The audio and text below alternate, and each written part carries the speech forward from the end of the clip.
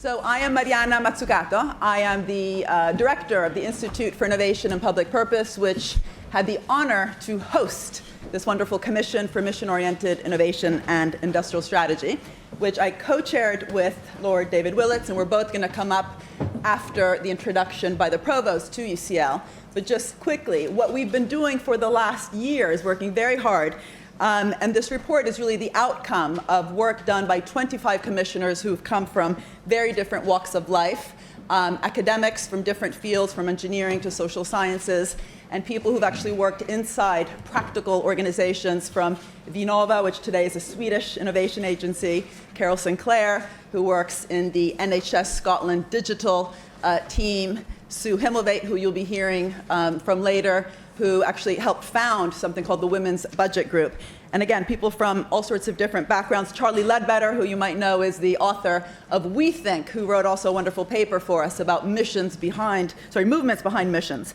And just to say something quickly about IIPP, the Institute, we were really founded very much on the concept of missions, in the sense that economic growth and innovation don't just have a rate, but a direction. And we wanted to bring that directionality to the fore and really talk about how is it formed, what does it mean? Is the direction set by markets and the private sector and the state is there just to fix market failures? Or actually, is there a co-creation agenda where public, private, and third sector institutions interact, sometimes in conflictual ways, but anyway, how those interactions occur, but also how these different organizations are governed themselves in both the public and the private sector goes very much to the core of what we do, and we debate in a very cross-disciplinary way. So what I'd like to do is to welcome our provost, Michael Arthur, to take the stage and tell you why this is fantastic that UCL is the place where you are. And just quickly, one change in the agenda, because if you've read the news, there's big things in the news, from Jamie Oliver to the steel sector, and so Greg Clark, understandably, had to cancel last minute. He actually called me on the phone. I was in a taxi. I said, hold on, I have to tell the taxi driver where I'm going. I was like, what do you want again? Anyway, so he really is very apologetic of not having to come, but he's addressing the House at this moment about what to do with the nation's issues. And so we're very lucky, however, to have a BEIS minister, Chris Skidmore, join us, and unfortunately he too, due to the work he has to do, will be joining us a bit late, and David will be introducing him later. So without further ado, Michael, please welcome everyone to this wonderful university. Good afternoon, ladies and gentlemen. I'm left wondering whether Greg Clark is trying to save Jamie Oliver or the British steel industry, but anyway. So a big welcome to UCL. It's a great pleasure to be hosting this event, and the lecture theatre is completely full. I don't think I've ever seen it completely full before. So obviously a topic of considerable interest. Mariana's just asked me to give a little bit of a background to UCL and why it's been appropriate for us to be so heavily involved in this particular commission. So of course we were founded nearly 200 years ago now in 1826. And although he wasn't a founder, he was a very influential figure. Jeremy Bentham, a philosopher of the day, was very instrumental in setting the tone and the values of this institution. So we pride ourselves on being very open. Back in 1826, there were only two other universities in England. Choosing my words very carefully here, I'm excluding Scotland from this conversation. There were only two other universities in England, and they were, of course, Oxford and Cambridge, and in order to be admitted to them, you had to be a man and you had to be a practicing member of the Church of England. So when this university started, with Jeremy's influence, it was very much open to all, irrespective of social background, religion, and race. And we're very proud of that. And in line with that, we were the first university in England to admit women on the same basis as men.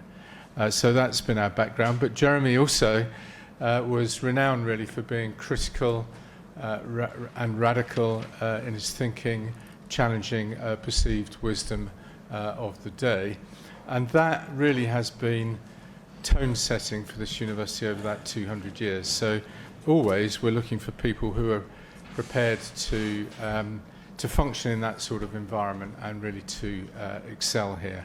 And I think we're at our happiest when we're working across disciplines, when we are addressing tough questions, and when we're doing that in a way that allows us to develop our education and our research in a challenge mode. So the cross-disciplinary activity of the modern day is exemplified by a grand challenge approach, which was originally put together by David Price, who sat there at the back on the left. Good afternoon, David. And we're very proud of that. It's been highly successful. Those grand challenges we've reviewed and extended, and it's against that background of our interest in global health, our interest in human well-being, sustainable cities, intercultural interaction. Then more recently we've added access to equality and justice, and also the impact of transformative technologies into that grand challenge approach. So that sets the scene really for why this university would be so interested. I am known as the president and provost. I'm also known as the guy that recruited Mariana Mazzucato with David to UCL, and it's been absolutely fabulous having Mariana as a member of academic staff here, pushing away through the Institute of Innovation and Public Purpose. So that sets the scene. I'm looking forward to listening to this and to hopefully hearing the Minister later. I will have to dash off a few minutes early because I've got to go to a board meeting at the University of London. So thank you all very much for coming. Have a great afternoon. Thank you.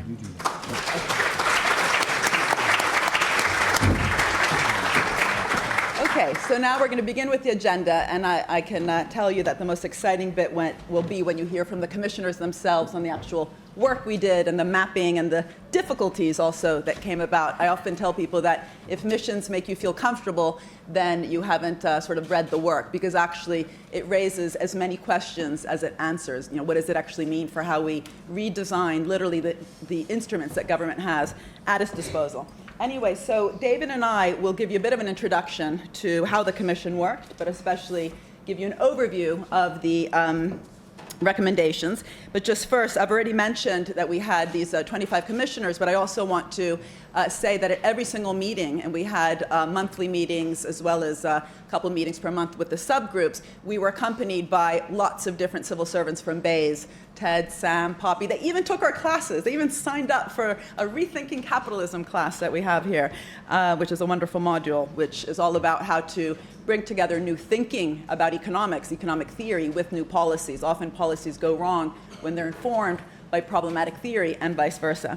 And so what I would like to do is just give you a bit of background and why we also set it up, and the work that we did also with Europe, at least inside IIPP. So the idea behind this commission was to basically celebrate the fact that the government made a big switch in how it was approaching industrial strategy, that it was no longer just about making a list of top sectors. What, you know, the sectors, I think, when you were in government that Vince Cable had, I think there was 5 of them. It was life sciences, automotive, aerospace, financial services, and creative industries.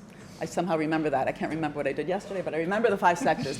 And the idea really behind this approach was, rather than choosing sectors, the idea is you choose big problems that you require all your different sectors to tackle together. And that would include, of course, steel.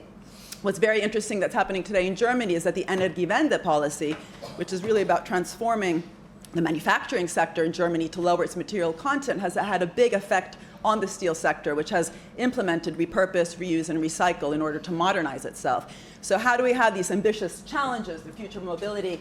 AI in the data economy is always one that we felt uncomfortable with because it's really more of a general purpose technology, but we were happy to tackle that one too. Clean growth and aging society from this intersectoral, interactor, interdisciplinary approach, as well as, and I'm sure David will talk about this quite a bit, also, of course, focusing on the real support that sectors need, that technology development needs in order to prepare the economy to do this cross-sectoral work. But really, it was a different way to frame the vertical side of industrial policy. Because as you know, industrial policy has a horizontal element focusing on skills, education, infrastructure, people, places. And the vertical element historically has been more sector focused. So having this challenge-oriented approach, I keep losing this, was really the kind of big innovation that the government brought to the fore. And we were very happy to work with them on how to transform these into concrete missions. So if you think of the moonshot project, that was the mission. What was the challenge? It was the space race.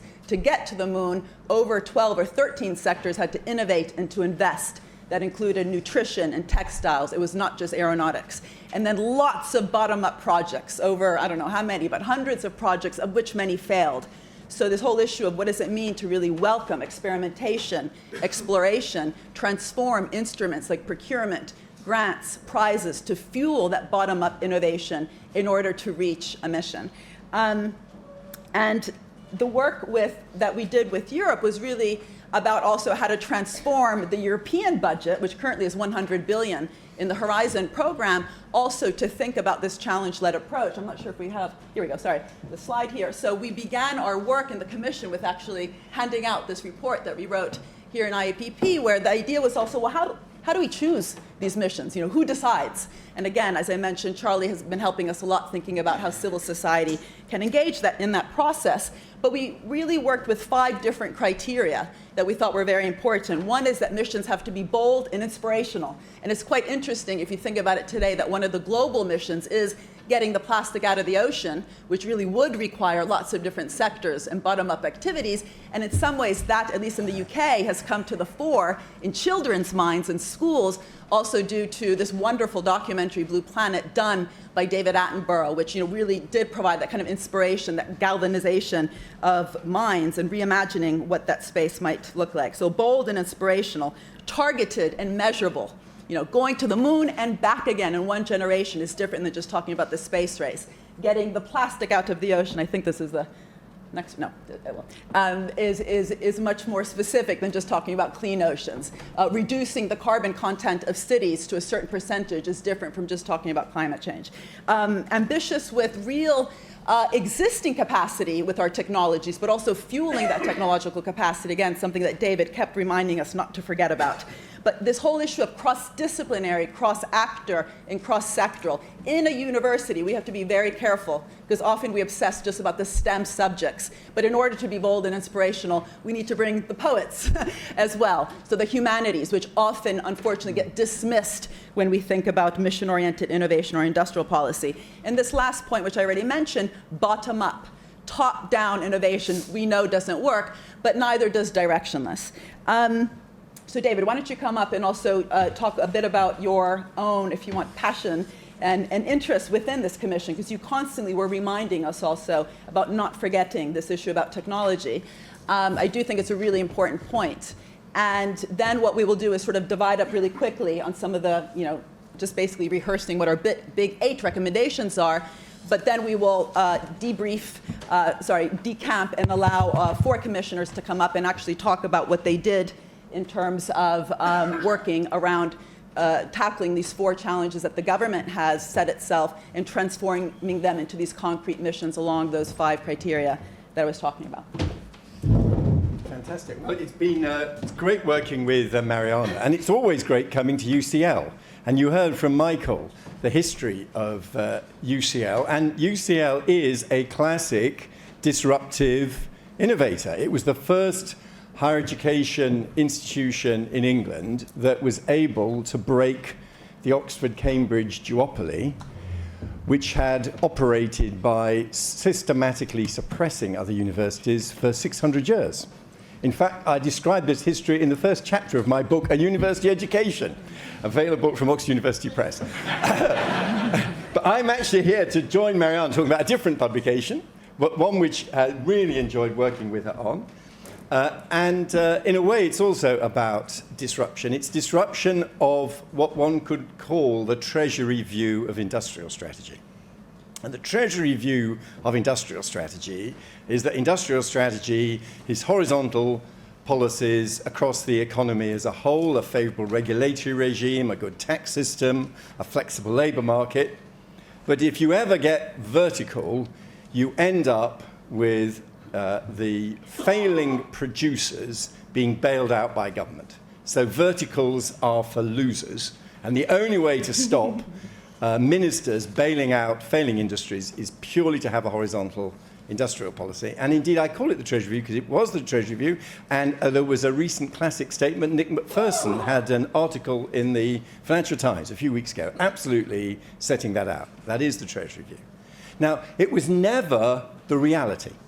The reality was governments always find themselves operating some kind of industrial strategy, and paradoxically, the Treasury themselves were actually the custodians of one of our most successful and substantial vertical policies, namely support for the City of London and the financial services sector.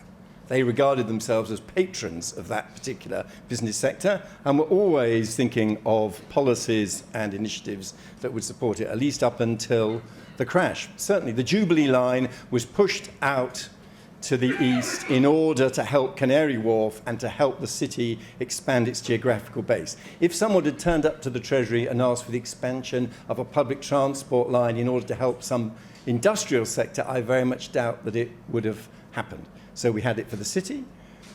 I saw David Pryor here, and it's great that David was, before he went back into NHS England, was with us. But if you look at the way in which the NHS's drug purchasing policy was used to promote the pharmaceutical sector in the UK, there was another example.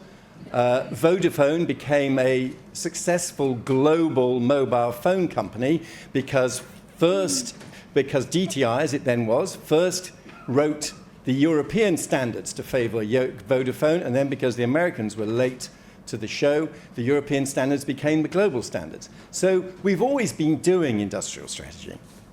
What Mariana did when she arrived on the scene as a breath of fresh air, livened up this debate by a focus on challenges and missions. And that is what we associate Mariana with, and it has had you can see its influence on the government's industrial strategy, and we carry on analysing challenges and missions in this report. And I regard it as a key strand of industrial strategy for all the reasons which Mariana has explained so eloquently. My one kind of note of caution throughout our deliberations has come really from reflecting on how the coalition ended up doing this. And the coalition seemed to me to end up, partly by happy accident, with four complementary strands for industrial strategy. David Cameron was always interested in challenges. He, as a politician, could see that challenges excited people. And he loved the idea of antimicrobial resistance as a challenge, how you tackle Alzheimer's as a challenge. He liked prizes. He was urging that we should set up prizes. So challenge thinking was what David was most comfortable with. George Osborne was increasingly focused on place. He was actually one particular place.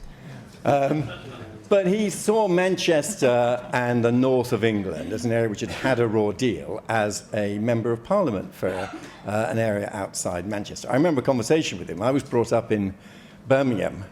Mariana can give her name with an Italian accent. I'm not going to give my name with a Brummie accent. But I was brought up in Birmingham. I remember saying to George once that the place where I'd been born and brought up seemed to be the flyover state. We were endlessly hearing about Manchester. What about Birmingham? Theresa May and her team, if anything, had rather an interest in the Birmingham angle. But anyway, place was picked up by the Chancellor. Vince, as Mariana said, was very interested in some key business sectors. So he was a bit of a petrol head, so for him it was automotive, aerospace, got a lot of interest and support, and I think successfully. It wasn't bailing out losers, it was absolutely promoting key business sectors. And for me, what was crucial was general purpose technologies, and recognizing that general purpose technologies need a lot of help on the long journey from the lab to the marketplace. And our historic mistake in the UK had been to stop too soon, and then stop the public support too soon, and then beat up on ourselves for somehow being risk averse or not as entrepreneurial as the Americans. But whenever I went to America, I found that their public agencies were promoting technologies and taking them much closer to market than we were. So it wasn't a lack of enterprise in the UK, it was a failure to recognise a legitimate role of government in bearing some of the risks of these technologies before they're fully commercial. And I think, and although the four of us never sat round a table and had a single strategic discussion where we said, these are the four strands, I actually think it's what we were doing. And I still think it makes sense as a way of thinking about industrial strategy. And so what Mariana has done is brought the excitement, the exuberance of the challenges and missions, and they're a very important part of it. And what I've always tried to do is to show how these four strands actually complement each other. And indeed, in order to deliver challenges and missions, we also need industrial strategy on those other dimensions as well. And I'm happy to report that in the course of some really lively and fascinating discussions with Mariana over the last few months, I think we've reached a shared, settled view about this, which is what is captured, I hope, in our report. Thank you very much indeed. You can stay up there. I think you can see it.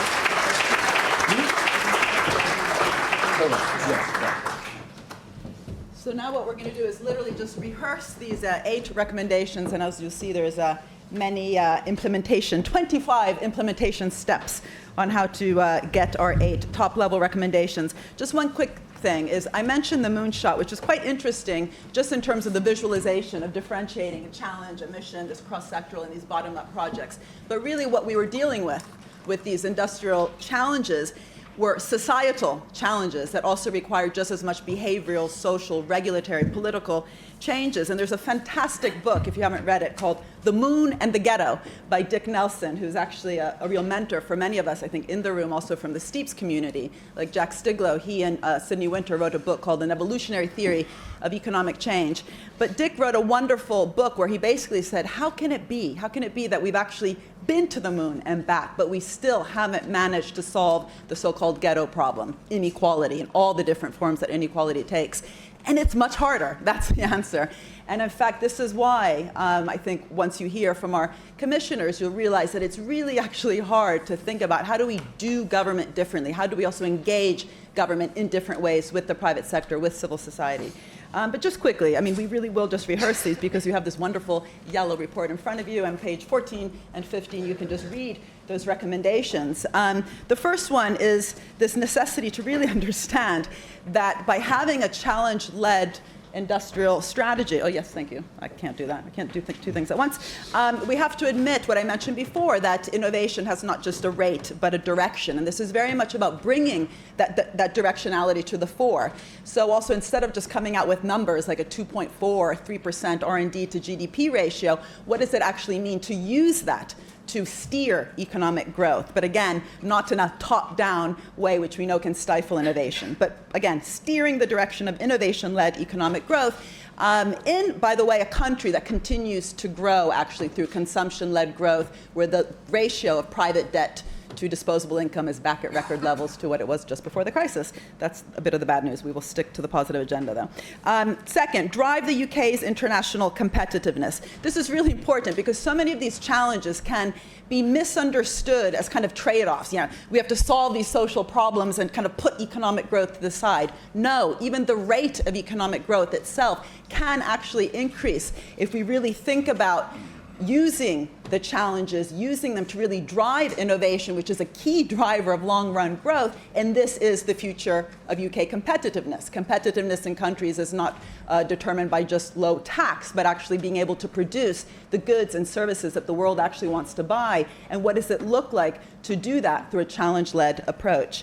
Third, this issue which I've already mentioned, you solve the grand challenges through these cross-sectoral missions. So really taking seriously this mission mapping. And the mission mapping is not a road map in a linear sense. There's many different potential routes, but also being quite transparent in how the missions themselves are come up with, but also how the framing is potentially nonlinear and requires different types of routes, but really being very clear that this is about cross-sectoral, cross-actor, cross-disciplinary investments in innovation in order to tackle those challenges.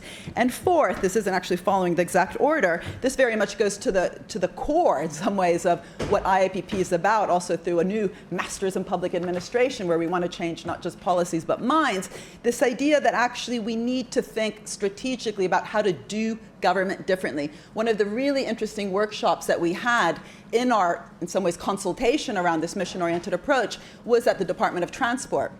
So in some ways, BEIS has hosted this whole concept of challenge-led industrial strategy, but if you go to the different departments from health to transport, the procurement budgets are massive, right? What does it actually mean to transform how we think about procurement to drive this bottom-up innovation towards achieving goals? I remember Alan Penn once told me, our dean of the Bartlett, IIPP, by the way, is in the Bartlett, which is a built environment faculty, which is fantastic because of how we see markets as being co-designed. Alan Penn once told me that because of HS2, many of the restaurants on Drummond Street were potentially going to go bust, and he had this great vision of how to use the university procurement to bring in all sorts of new types of food to feed the many students at UCL. But as you can expect, the procurement policy of UCL itself wouldn't really, if you want, foster that kind of bottom-up innovation, even just in terms of food for a university, let alone if we're really talking about economy-wide transformation.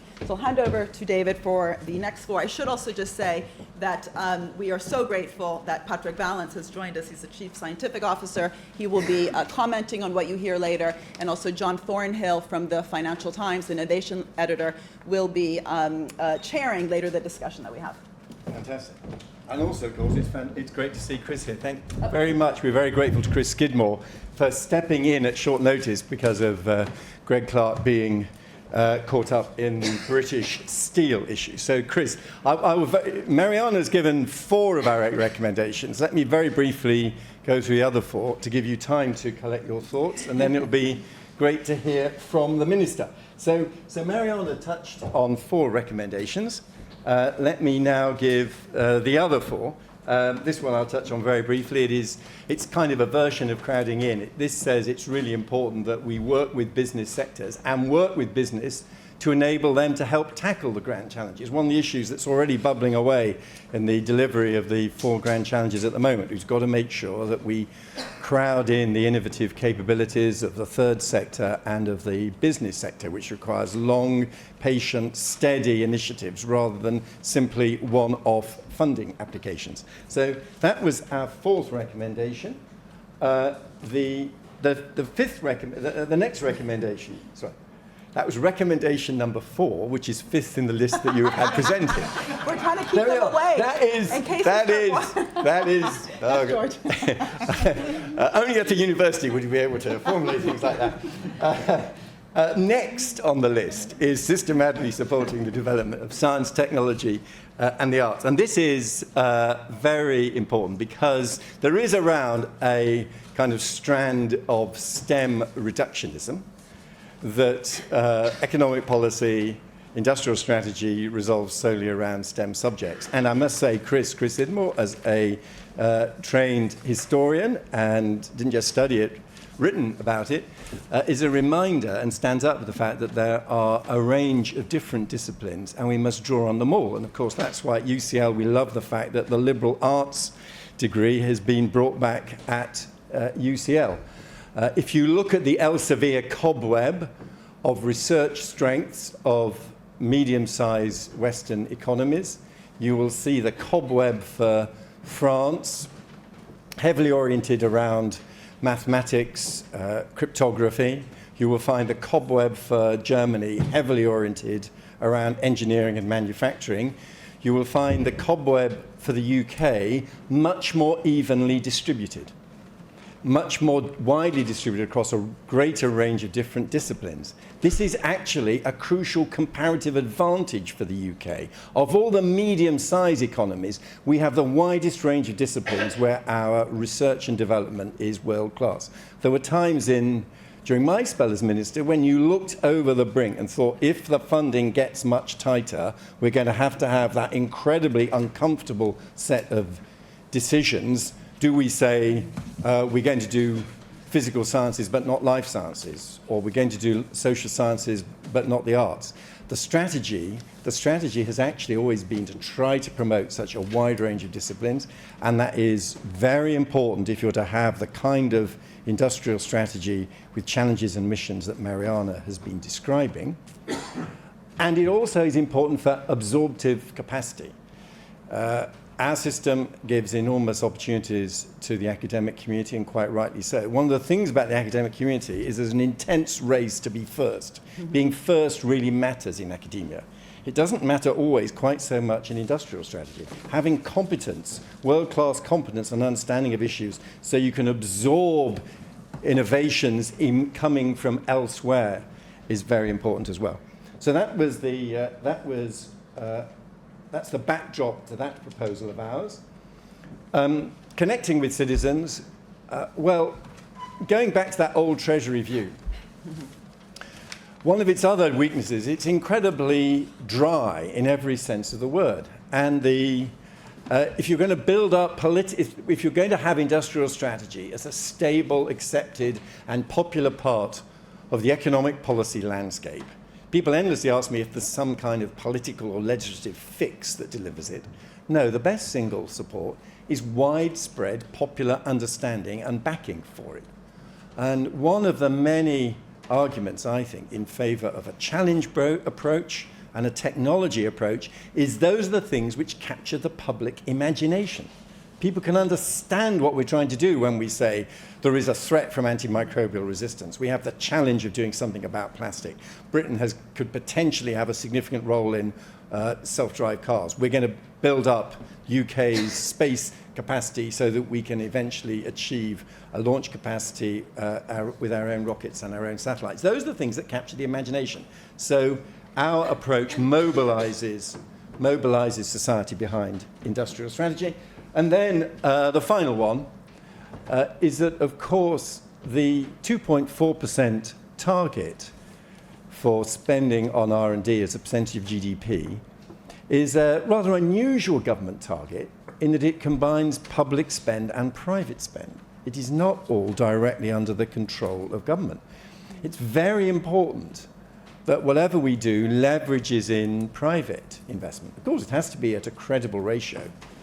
Gordon Brown set a 2.4% target, but he never achieved it because the Treasury set a completely incredible ratio of public spend to private spend such that it became impossible to deliver. So you need a credible mix.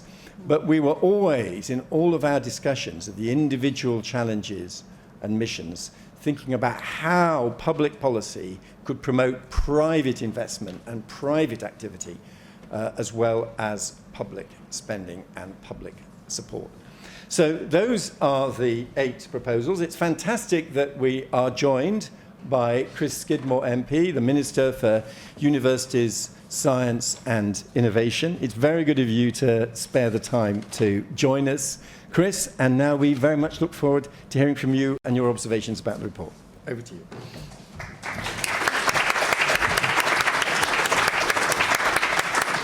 Thank you, David. Some lecture, I have to say, I do approve. When it comes to innovation, you've certainly mastered the method of adaptation. And I want to say I've come here as adaptation on the part of the government. Secretary of State apologises for not being here to speak to you today. But as we are talking about missions, hopefully you'll see me as the Secretary of State's apostle when it comes to looking at mission-orientated innovation.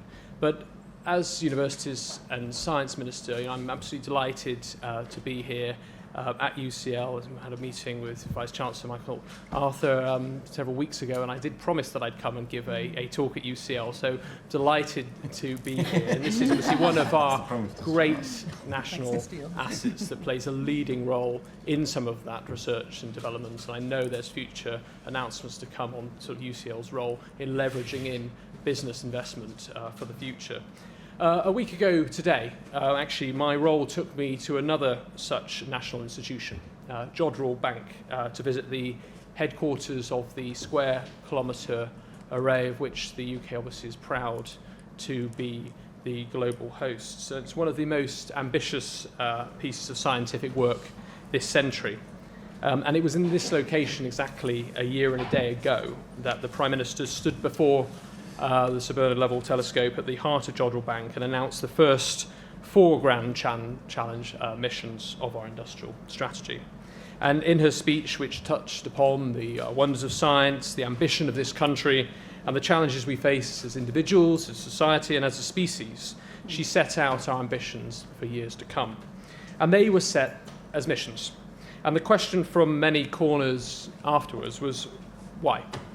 Why does this government believe that a mission-led approach will yield the best results?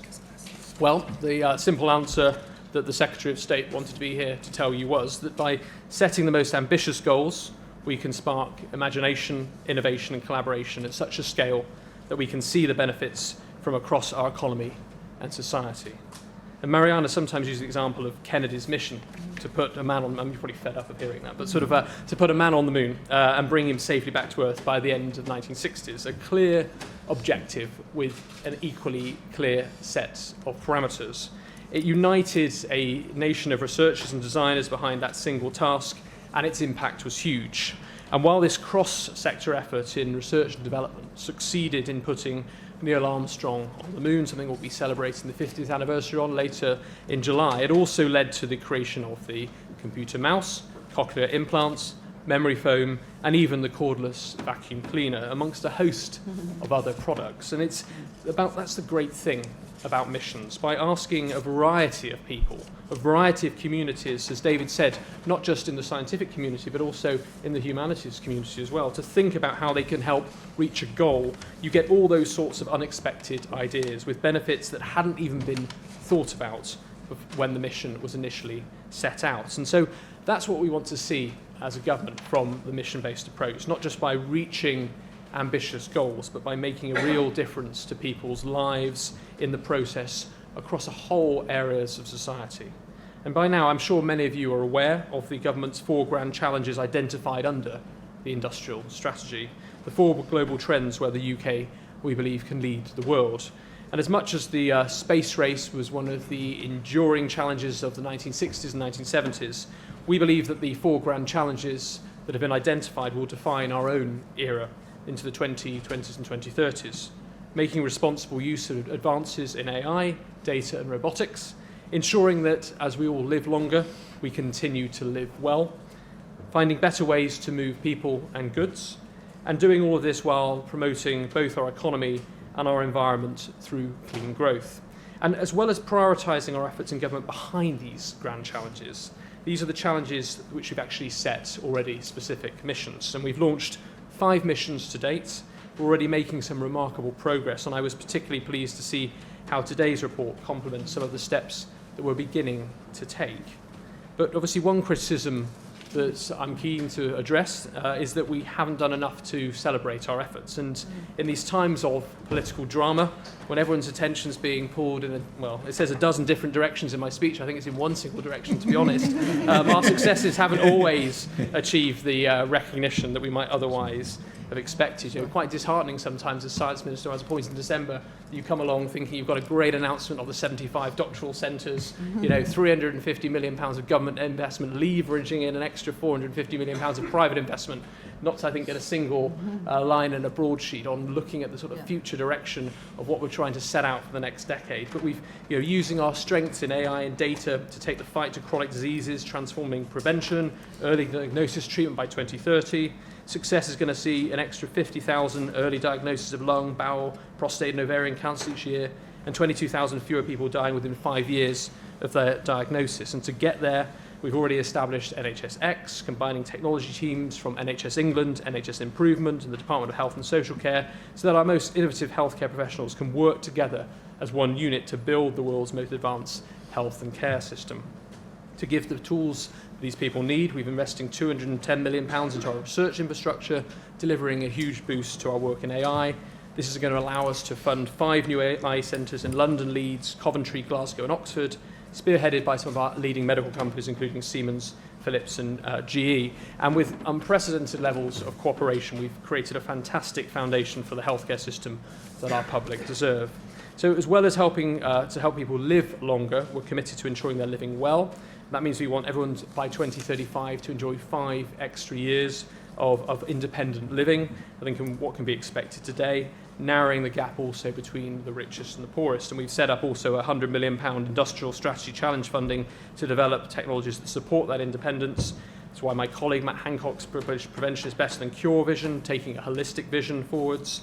Universities absolutely critical to play their role in this, and I'm delighted the progress that Newcastle University is making towards the completion of its National Innovation Centre. After joint funding of £40 million from the university and government, the exterior of the building was completed, and this will soon house the National Innovation Centre for Ageing and Data, as well as the National Innovation Centre for Data, creating a cluster around which collaboration can flourish. And across the other side of the country, at Swansea University, we've provided £36 million as part of the Buildings mission, which aims to halve energy use of buildings by 2030. Swansea are using that money to develop new materials that can turn buildings from energy consumers into power stations capable of generating the power they need, and also to provide any surplus to the grid. And in terms of this, we've also got sort of additional investment around a new future homes standard. And to get designers and innovators on board, that community around the mission, we will be launching a competition to design the home of 2030 to support both low carbon living and the needs of our ageing society. And obviously, responsible for low carbon doesn't just stop at home. We announced a mission to establish net zero carbon cluster, industrial cluster by 2040, and at least one low carbon cluster a decade before that. So just as today's report recommends, we're working across government departments to achieve this ambitious goal. And with UCL, we're specifically developing a systems map to help identify the factors which are most critical to our success. This cluster's mission is backed with £170 million of public finance and is supported by a further £315 million committed to the Industrial Energy Transformation Fund in last year's budget. Finally, through our zero emissions vehicles mission, we are focusing expertise from around the world behind one major task, and that's putting the UK at the forefront of the design and manufacturing of zero emissions vehicles, with all new cars and vans effectively zero emission by 2040. And last year, 2.5 million cars were bought in the UK, so clearly here the difference would be enormous. And through the Department for Transport's Road to Zero strategy, we've set a clear path for achieving that goal. We've seen some spectacular signs already, and in Birmingham we hosted the first Zero Emission Vehicle Summit, where we committed another £100 million to researching and developing green vehicles, low carbon technologies and new batteries. And this is in addition to £250 million in which we've announced in the Faraday Battery Challenge to support the introduction, not just in electrical vehicles, but in domestic and energy storage too. Most exciting was the response from industry, more than £500 million committed to building those technologies here in the UK. That means more than 1,000 new jobs in the country, the development of 200 fast charging stations, an announcement from Aston Martin of £50 million of their new facilities at St Athens in Wales. And to make sure that this mission reached its goal, we introduced the Automated Vehicles and Electric Act, giving the government the power to adjust regulation and improve the provision of EV infrastructure. This is just the beginning of a sea change in the UK in the auto sector, and the thrilling thing is that while we're certain we'll hit the target, how to get there and what comes of it is in the hands of brilliant businesses, innovators, designers and dreamers. And of course, this doesn't mean with all this investment going into the pipeline, it's job done.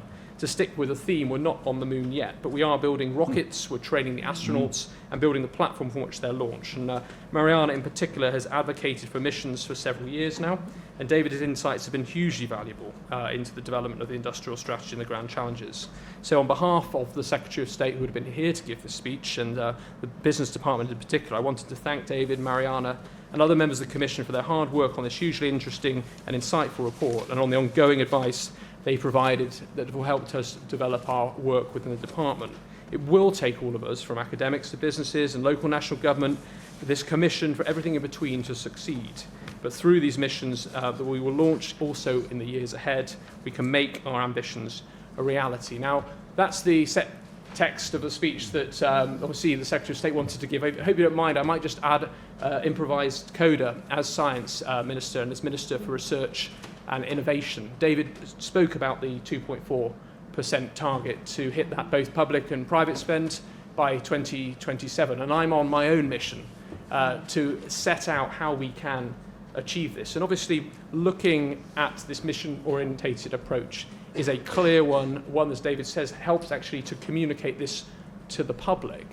But we have a scale of approach that we need to meet both in government, in industry and in academia, that we all need to step up to the plate. And I'm giving 4 speeches on the processes of how we get to the so-called road to 2.4% by 2027. Obviously that is just to stay still. That's simply to meet the OECD average. In other countries internationally, such as North Korea, not North Korea, South Korea, I'm not quite sure actually what North Korea's target is. I mean, South Korea hit 4.5% already. China's over 3%. So internationally, we are already falling behind. Last week we published our international research and innovation strategy at the Eureka conference in Manchester, which David also attended, setting out that global ambition in our determination to match other international countries. But I've given a speech already at, I hope it's not a hiss in the room, at LSE on setting out the importance of backing researchers.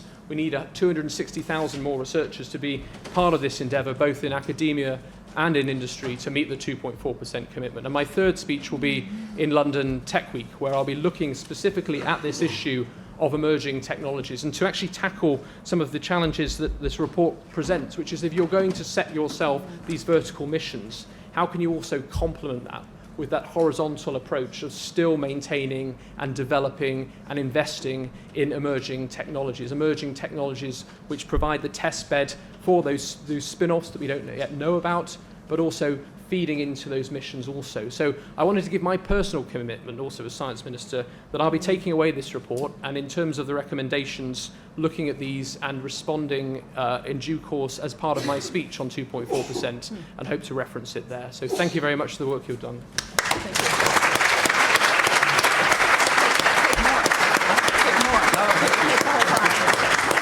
Great. Well, thanks so much, Chris. That's wonderful. And just one thing on the 2.4% of R&D. We should remember that that's sort of the aggregate. But if you break it down, there's different chunks. There's the business spending, called BIRD.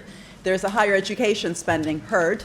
There's something called GovERD, which is basically the public labs that also George Dibb, by the way, has written a wonderful blog on. George has been the convener of this commission. So just, first of all, George, thank you so much for helping us put this together.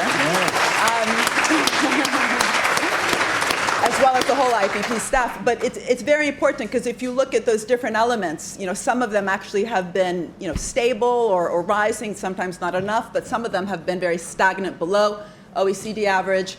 And BIRD, the business spending, is one of the ones that we're very concerned about because it's not just about saying public and private.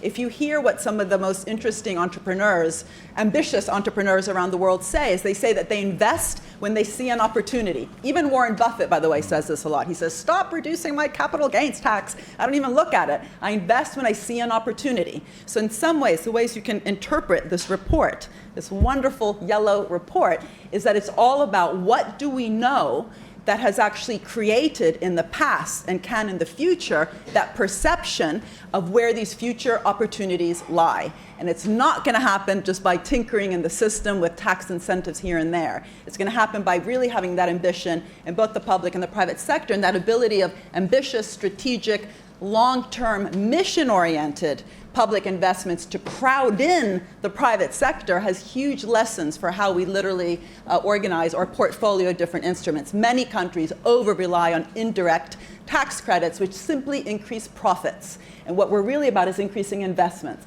And there's no profits problem worldwide. Profits are back at record levels. I'm going to introduce... Can I make a comment? Please. This is how we ran the whole commission for the last 9 months. We disagreed constantly. So just... Because following from Mariana's absolutely correct analysis, if you look at the different types of R&D spend, higher education R&D as a percentage of GDP is about the same as France or Germany. And that is by and large the spend protected behind lots of autonomy, the autonomy of universities and the whole-aim principle, which covers a lot of the science budget. As Mariana said, business R&D is low, but also government R&D is low. And in many ways, the best vehicle for these missions and challenges is Whitehall departments getting together on the problems that they need to tackle. And part of the frustration, and maybe the world is better for Chris, but part of the frustration I had as the science minister was that the science budget, much of it protected rightly by Haldane, was seen as the total government science spend everywhere, when it isn't and it shouldn't be. And if you want to understand, it's great to have Jennifer Rubin here, if you want to understand social mobility, of course, to some extent, ERC's funding should help. But the Department for Education should have an R&D budget so it can understand what are the best education initiatives for social mobility. And in many ways, therefore, what our report is really calling for is for departments, not individual silo departments, but departments as a group to step up to the plate and have their own R&D budgets devoted to high public purposes alongside the existing science budget. Great. And by the way, on your bum, I think, with all the things you're sitting on, is a flyer of a series we're running at the British Library called Innovation and the Welfare State, which asks that very question. What would it look like, for example, to think about health innovation actually lined up with how we imagine health care, which is the demand side. And it's not just about procurement, it's literally the imagination of what a 21st century health care and caring system would look like, and to use that as a funnel to drive innovation. We're going to now welcome 4 commissioners to the table in this order: Dan, Susan, Carol, and Brian, to tackle the 4 challenges. Just quickly, there were many other commissioners. I just realized that we had 25 commissioners and 25 implementation steps. It made it look like each commissioner came up with their own implementation. It wasn't that. It was very much about this working together. But also we have in the room Daniel Hockhauser, for example, who was a commissioner working on cancer, and he actually runs the cancer domain at UCL, which is really important because these domains we have are precisely cross-disciplinary ones. We didn't look at cancer missions as being missions, for example, just for the healthcare sector. As soon as you frame it in that cross-sectoral, ambitious, cross-disciplinary way, you have to, by definition, start looking at all the preventative areas, which would include new perceptions of what healthy living looks like. And just to say thank you, Daniel, also for all your input on that. So please, can I ask the 4 commissioners to come up one by one, I guess we're doing, right? Daniel, Dan first. Yeah. I think just stay here. Or do you want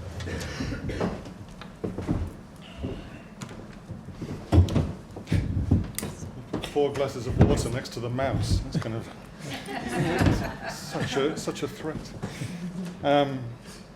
Okay. So thank you both. Thank you, everybody else. My name is Dan Hill. I'm a Director of Strategic Design at Vinnova, which is the Swedish government's version of BEIS, I guess, to make it simple. And in fact, I have to say thank you also to Mariana et al. For inspiring me to move to Sweden, where I'm now in charge of setting up missions for the Swedish government. So it's kind of on the back of this, we're using a sort of a remixed version of this process. So I can talk about that later. Thanks also to Kathy, Holloway, and Brian, who worked with me on the mobility one in particular. So I have a few minutes or so I'm going to actually read something out, which is unusual for me, but hopefully it will keep me to time, which would also be unusual for me. Mariana exhorted us to think big with this, and mobility, of course, with all due respect to all of the other challenges, is a kind of a perfect playing field for that. It shapes the way that our cities and towns and villages, our industry and culture come together, the way that all of those things work, the way that it frames actually everyday life in that sense. So it's almost impossible not to think big. Perhaps that's why in the past it's drawn a certain kind of tech-obsessed individual to the field of transport, those who grew up coveting Spitfires and Routemasters and Aston Martins perhaps, or playing with train sets. And perhaps then reinforcing things around engineering and science, or the myth of rationality and being able to predict and plan and do models and so on. So we had to address that fairly early on, actually, about understanding that this is something then to be handled very carefully. One can think big, but also have to think small. We have to think slow and fast. We have to think about the hard stuff of train lines and roads, but we think about the soft stuff of people's perceptions and behaviors. And we have to think very systematically, but also in very tangible, everyday ways. So one of the key questions was framing the question right. And that is a problem right away with mobility. Mobility isn't an outcome as such, it's an enabler of things. Traditional approaches tend to confuse that in a way, but just as we don't make cities to make buildings, we don't make cities to make roads. It often feels like that, but it's not the way it should be, perhaps. Mobility enables you to do something, to achieve something. It's there to serve a purpose of some kind, whether that's to be on time for a meeting or to launch an industrial strategy or have a quiet moment to oneself. That's what we use mobility for. It's about connecting people and place. But the debate around mobility is often framed in terms of the things, the hard stuff. So we worked really hard to address that and step back to reframe the question as best we can.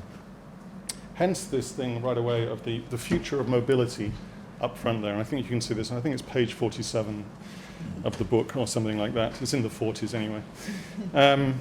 So the idea of this kind of future mobility, we actually talked about this idea of 21st century mobility, and therefore implicitly suggesting perhaps there were previous ages of mobility that we needed to react to. And to put it simply in a way, the 20th century defined largely around the privately owned automobile, for instance. The 19th century perhaps defined around the steam train. The 18th century defined around, well, in fact, all the previous centuries defined around horses and boats and things like that.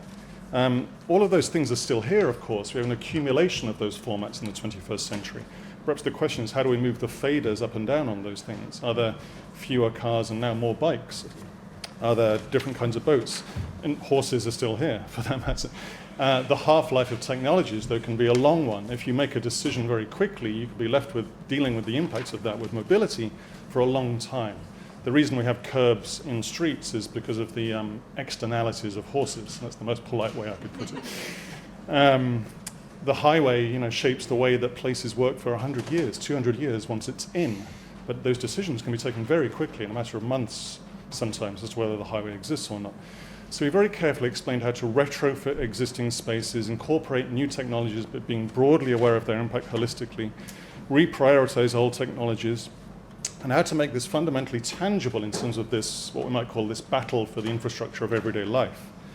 So the potential of the win-win strategy was really key here.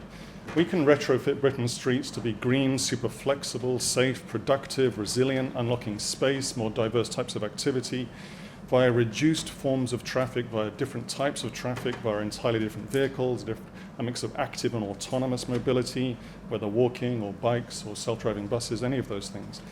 But we need to focus on that kind of outcome. If we achieve that, we actually get multiple outcomes. We get healthier people.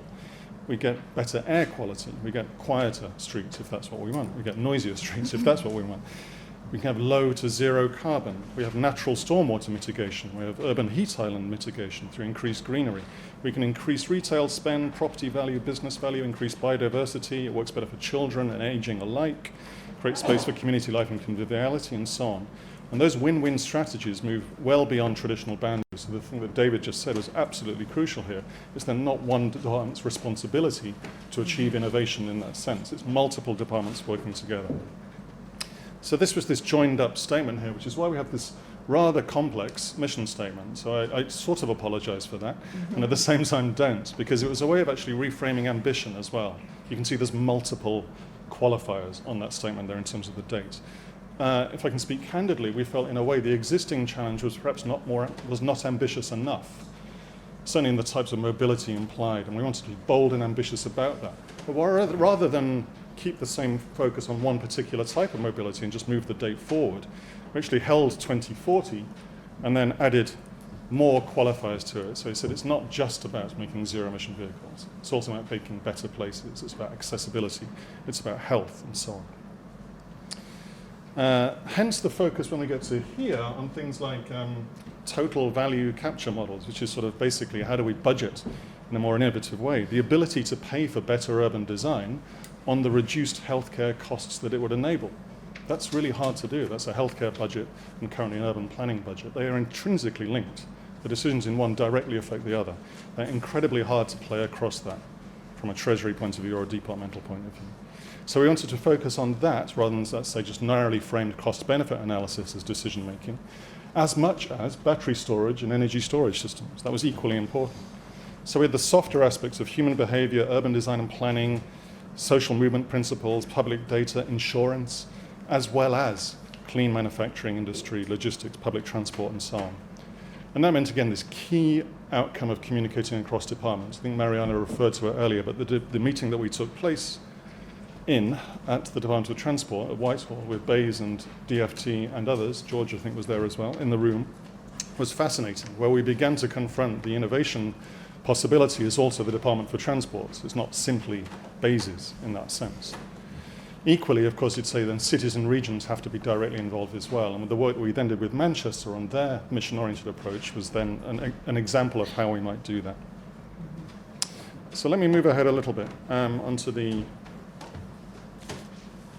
detail of some of these things. So This shared societal outcomes cuts through this. The ability of missions to focus on that means that we have different ideas and different conversations. It's not simply, again, a traditional industrial strategy built around productivity or value creation in narrow sense, but it's predicated on devising zero-carbon mobility services, on active transport, on the design of better places, on tech-enabled equal access to mobility, and the manufacturing of new forms of autonomous public transport and so on, multiple things. And the discussion in the group is very active there. So let me just talk about some of the last things here. We wanted to particularly emphasize this citizen engagement approach, which Charlie has wrote some lovely words around in the social movement paper. And that meant to focus on these major test beds, public demonstrators, which you can see in the existing work. But that meant at all scales, and that could be anything from, let's say, closing down Euston to motorized traffic, which would be kind of interesting, to thinking what, say, shared mobility for a former pit village might be. And those are not simply technical trials, but ways of doing highly visible public engagement, and then completely reframing the way that urban planning, urban design happens. So usually that's a separate conversation. The mobility folk don't tend to discuss much with the urban planning folk. That's something we distinctly wanted to bring together here. That in itself means a newly engaged role for the public sector, which comes into this shared mobility, public data outcomes as well. You can see the issues around you with things like Uber or OFO or Mobike. They're highly tangible, and they're predicated partly on the public sector not having the right tools and techniques available to react to that kind of disruptive challenge. The answer could be anything. It could be public versions of those things or private. But the shared data principles is absolutely key. And then finally, then, this question of logistics. This is, again, another example we see all around us. The impact that e-commerce has had on high streets and towns and cities up and down the country, that's something we can actually use to reinvent the way that high streets and towns and cities work. If we approach it in that way, it's actually a Trojan horse for solving some much more fundamental problems about over-focusing on retail, for instance. So finally, that was really crucial. So I'll leave it at that, and just with a final point about this distinctly multidisciplinary approach. And I just want to mention in particular, Brian Eno's contributions to the Commission were absolutely fundamental in terms of reframing what it might be, and understanding, therefore, that this is as much about arts and cultural and political and economic innovation as traditional science and technical innovation. We can't separate out these strategies when it comes to something as fundamental as mobility. I'll leave it there. Thank you.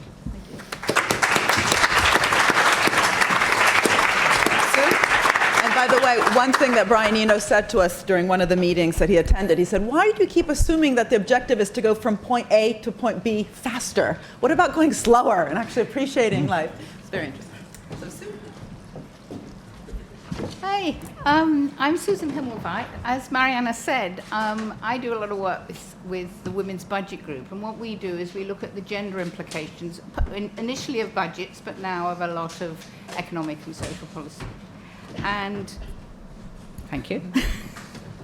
One of the things would be, for example, the heights at which microphones are designed. I, along with Tom Kirkwood, who unfortunately can't be here because, believe it or not, he had an even more important meeting to attend to than this one, we've worked on this challenge called an aging society. A lot of what we did was to think about all the sorts of projects that we would like to see, the things in which we hope things could be improved. But then we tried to put it into the grammar and syntax of missions. And we had quite a lot of discussion about how to do that, and ended up with a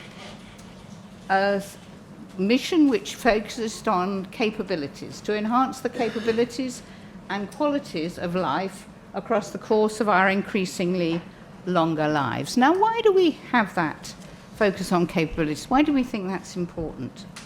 Well, what capabilities mean are what people can be and what they can do. It's a concept popularized largely by Amartya Sen and stands behind the Human Development Index and various other measures of what matters in society as a whole. So it's saying that what really matters is what we can do and what we can be. But this isn't just a measure of individual abilities. It's those that it's also what society makes possible. So whether somebody can get out and about depends, first of all, on what their legs can do, but also on whether they have access to wheelchair and how good that is, how pavements and buses are designed, and how differently abled people are treated in society. So the point of emphasizing capabilities is to focus on what people can do, even if they need help to do it. And that, we thought, was a better approach than focusing on independence, which focuses on how can they manage without help. That seemed to us a rather low-level ambition. And it also fails to recognise the ways in which we're all dependent on each other. And in fact, particularly perhaps those who are most successful in society are dependent on all sorts of other people. So we thought framing our mission in terms of capabilities, and capabilities at all ages, was one way to get at the way in which an ageing society impacts on us all. But of course, there are some issues that are particular to older people, and so we have a sort of submission down the top there. So, on the previous picture, as you can see, we couldn't focus on we couldn't get down to a very small number of individual projects, and some of these are pretty broad in themselves. But I'm going to talk about a few particular ones here. So the first is substantially reducing the social disparities in healthy life expectancy. The focus, remember, on that is on healthy life expectancy. And in doing that, one would focus particularly on health inequalities and on complex conditions. So many of the issues about healthy life expectancy are in fact social conditions, the social conditions under which people live, rather than specifically health care. And there are ways, and Tom actually would know more about this than I would, of enabling large reductions in that inequality in healthy life expectancy for relatively little cost. But they do involve thinking outside the box and intervening in lots of non-traditional areas. And that requires organisational innovation. And that's very important right throughout this particular challenge. And also within the NHS, organisational innovation so that complex conditions, the cases where people have more than one thing going on at a time, which is rather badly managed within the NHS now, we could focus on. The second project I'd like to focus on is transforming the social care system from one that does things for people to one that enhances possibilities. And that's crucially where that focus on capabilities comes in, so that instead of seeing care as something that does for people what other people can do for themselves, you see it as something that actually enables them to do it, possibly with help. But it's focused on enabling, focused on giving people the choice as to what they want to do or don't want to do. Now, of course, care services are not the only way to do that. There's an important role for technology in that. But services delivered by people all inevitably remain important in that. One way to think about that is that phrase co-production, which can mean an awful lot of things, but would be quite useful in this one. Finally, this involves, very importantly, reassessing skills, the skills required of care professionals. For the moment, care is an incredibly undervalued profession because it's seen as people just doing what they do for themselves or their family anyway. It shouldn't be that. It's a real profession, thinking about what would be the best way to enable somebody to have greater capabilities, what knowledge about how their conditions are likely to progress, and so on. So that's where I see real investment needed, investment in training and transforming the social care system. And to be quite honest, we're going to have to do that anyway, because if we don't transform the social care system in something that provides a proper career structure for people, we won't have care workers. So this is not something that we have any choice of. I'm being told my time is up, so you can just ponder the last one. Thank you.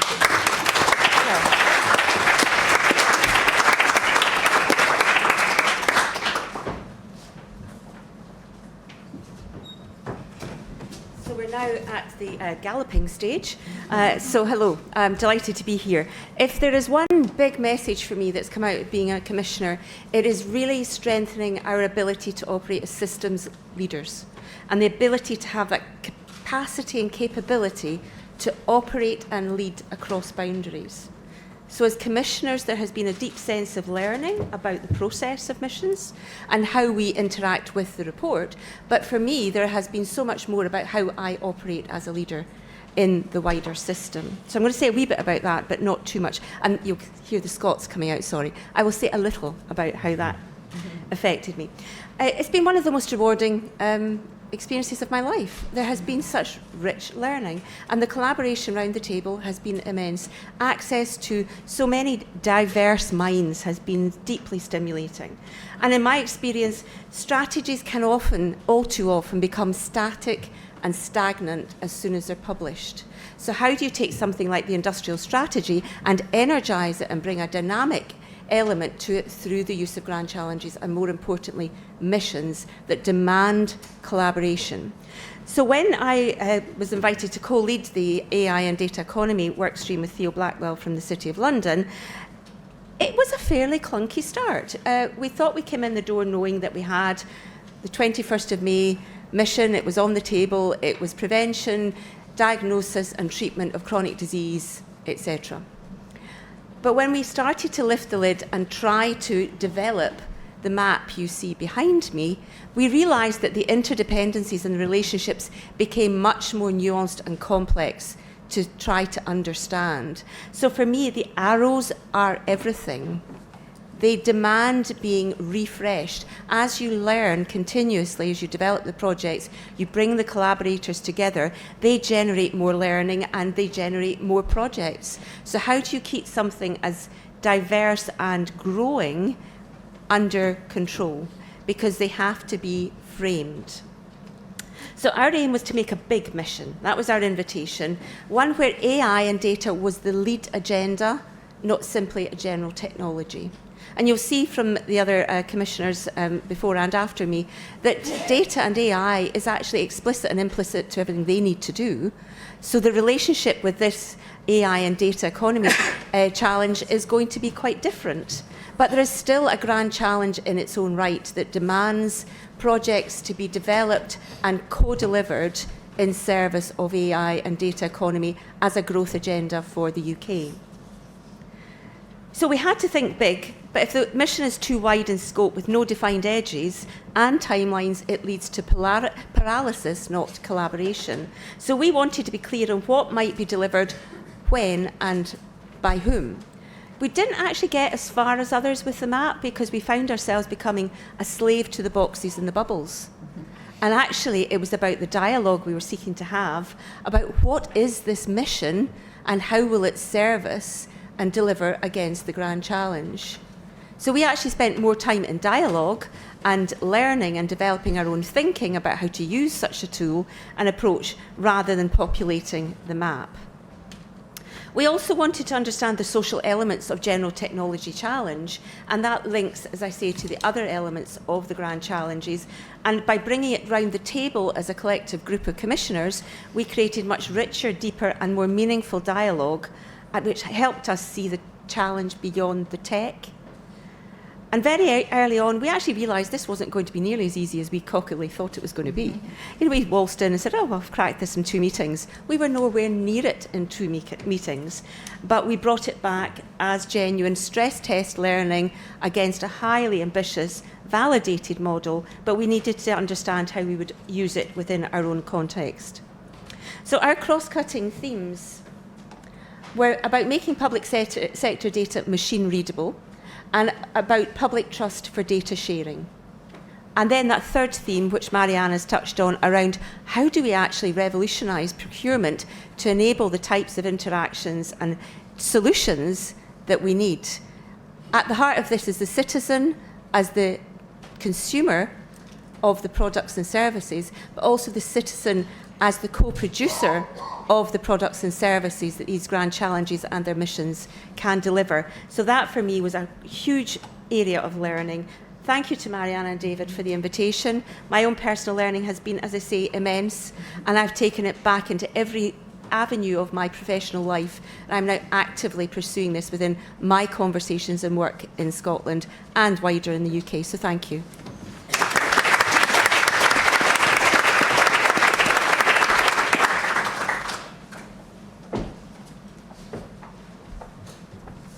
So, going last, change the microphone height because I'm taller. I've got to find something new to say because there's a lot of themes around what we've been talking about which are very similar. So, Here. Oh. But it's already up. Good. Clean growth is a topic that's been around, and I just did a quick check to see when the Stern report was published, 2006. That really, for me, initiated the real action in this country for the development of activity around responding to climate change. I was working as an advisor in government at that time, and it produced quite a lot of effect. The long-lasting effect, which we talked about quite a lot in our meetings, was the Climate Change Act, which put in law a government's response, any government's response, to the trend that we needed to achieve in terms of reduction of the impact of human existence on the planet. We also created the Climate Change Committee, which, as it were, holds the feet of the government to the fire, and is demonstrably doing that with more rigour and more evidence as time goes by.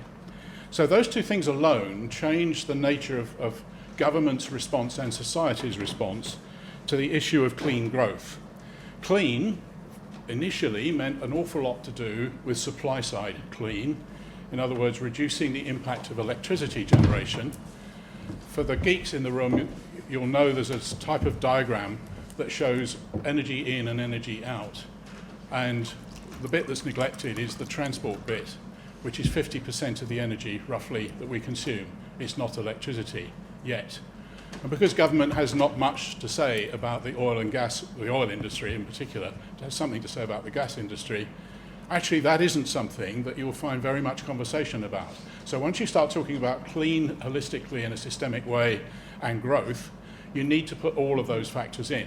And as Dan has mentioned, electric vehicles is the way in which we start taking the oil out of the transport piece. We've taken oil, coal, largely, not yet, on the way out of being in the electricity generation piece. So the supply side of clean growth is in actually very good shape. The demand side isn't. So where we focused was on the challenge as it was presented, which was to reduce the energy demand and indeed change the way in which we used energy in domestic and largely domestic properties. We've amplified the challenge to say it's all very well to talk about new buildings with new technologies and new methods. 80% of us in the next 30, 40 years will live in the buildings we currently live in, and that is the existing building stock. So we said, no, we can't ignore those. We have to put those in as part of the challenge. So we've expanded the challenge. It's not that it's wrong. We've just made it slightly, actually a lot, more ambitious. And so halve the energy and resource use, new and existing buildings by 2030. Very clear in the context that Mariana put forward. You know what you're trying to achieve, you know when you're going to achieve it, and it's measurable. So in that sense, it's a really classic mission statement. This layer in the middle is some of the sectors, some of the players, some of the communities of interest that will have to have a stake in achieving that mission. And you'll see that normally those people wouldn't necessarily sit and talk to each other. So the convening capability of the mission to get those guys sat around the table to talk about any given instance of reduction of footprint of a existing or new housing area is very important. And I'll come back to that again in a moment. Then there's a number of projects, and as others have said, that's just an example of an initial set of projects that we think are important for us going forward. So what we've done is pick out a few of those projects. The first one, and you can read those words quicker than I can say them, is really about what do we want to live with in the future? What's the nature of the built environment which we want to live with? The second one is how do we want to live? And that is very different, maybe, from where we are now. And that's why it's vital we get young people involved in these conversations. People my age won't be around to experience that, sadly, in spite of everything else that might be happening. However, the young people in the room, that's your future. So we do need to get a mechanism by which young people get engaged. And the third bullet is about how do we get there? What mechanisms do we use? I said I'd come back, and I'm going to go back a slide. A lot of people put up diagrams like this, and they talk about resourcing these things. They talk about things on the arrows happening. Forgive me, Carol. That needs resources. That needs people. It needs skills, and it needs sustainability. If you don't sustain the collaborative activity with resource and with money and with expertise, a thing of this scale won't happen. Read the NASA experiences, the Apollo programs, you'll find those people were crucial to the delivery of what happened of getting a man on the moon. So those arrows need resourcing. And I think that, if I may, that's the one message I would leave you with, is fund the arrows. Thank you. Great. Okay, I'm now going to welcome John Thornhill, the innovation editor of the FT, and the government's chief scientific advisor, Patrick Vallance, to join us. I think, John, since this is so scrunched, you'll stay standing.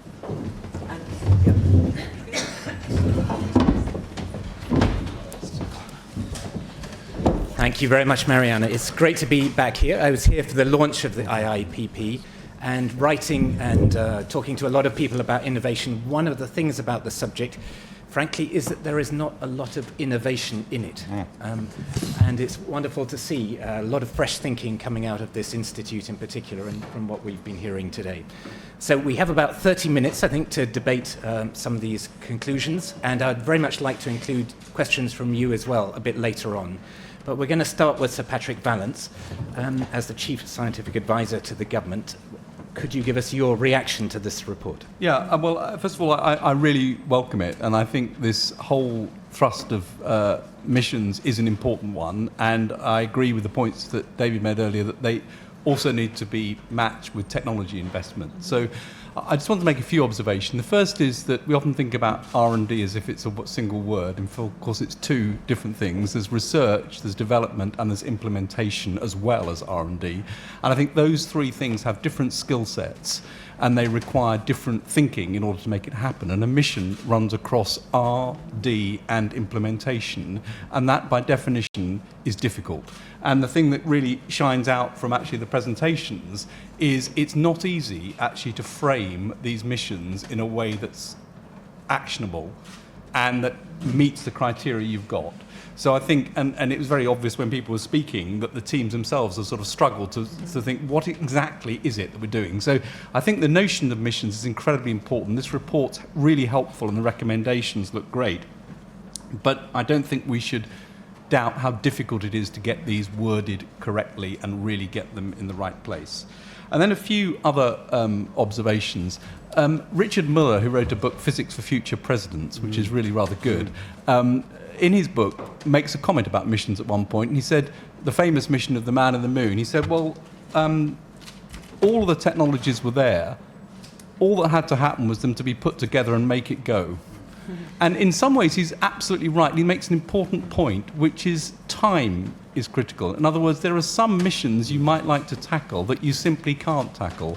And therefore, picking the missions where there is a real possibility of applying things at the right stage, I think is an important part of this. The second general point is around teams, and it's been emphasised in the report, and I would absolutely agree with it. These are, by definition, interdisciplinary teams in a true sense to deliver this. And that means really thinking about team construct and thinking about how teams are empowered to actually deliver on missions. And one of the things that I think is going to be one of the most challenging aspects of this is how you get the right group of people to provide leadership across this with the right degree of empowerment, the right degree of resources behind it in order to bring these missions to fruition. And I think that is far from a trivial problem, and one that is fundamental if we're going to be successful in a mission-driven approach. So the notion of team structure and leadership, I think, is incredibly important. The third brief point is around, that Mariana mentioned, these are by definition end-to-end problems, and I think the emphasis on including, for example, procurement as part of this is absolutely critical. Miss that out, and actually you miss a big pull factor to the whole thing. I think the observation about the crucial involvement of citizens in both the framing of the problem and indeed the importance of getting it through and the way it's pulled through, I think is again an important part of it. But I will end my comments by saying I think this is exactly the right way to go. It's an important part of an overall landscape. When I think about research, development and implementation, a mission runs across them. It's also worth remembering, of course, that in research, for example, there is an enormous amount of stuff that has got absolutely nothing to do with missions and is just about blue skies research. And in a country like the UK, we need to get the ecosystem right to understand how much we want to be doing of each of these things, so we don't end up in a perversely skewed situation where we're only going in one direction to try and either solve technologies or missions or blue skies research. That balance, I think, is an incredibly important part of this and needs to be taken into account as we think about how to respond and how to deal with this. Thank you very much. One of the things that has come out of the debate and the contributions we've had so far is that there has to be a revolution in thinking, in mindset in government. Can I ask you, Sir Patrick, how do you think government is going to respond? I mean, is it ready to think in a radically different way? Well, I think, in a way, by putting out the grand challenges and indeed by shaping missions from the grand challenges, there is already an intention to go in this direction. So I think there is a will for it. I think it's really important that these challenges do not sit within one parliamentary term. So there's absolutely no doubt that if we're going to do this, we need to stick at it long term. That is a political challenge because, of course, different political parties will have different views on what should happen. But I think this is a very sort of serious point to draw this together. And I think the biggest challenge is not the intention to go down this route, but actually the point about how you do this in practice, how you cut across departmental boundaries, how you cut across multiple disciplines in order to drive it, and ensuring that you've got appropriately empowered, accountable teams to be able to do this and draw in the private sector as well as the public sector to deliver on it. I think that is a big organisational and cultural challenge, which is absolutely what we should go after, but shouldn't underestimate the difficulties. David, I'd like to ask you a question about British Steel. I mean, it's the nature of politics that the urgent drives out the important, as we have seen today. By the fact that the Minister couldn't come to this important event. How do you think the government and everyone surrounding the government, who are all partners of this programme, can sustain that focus on what needs to be done?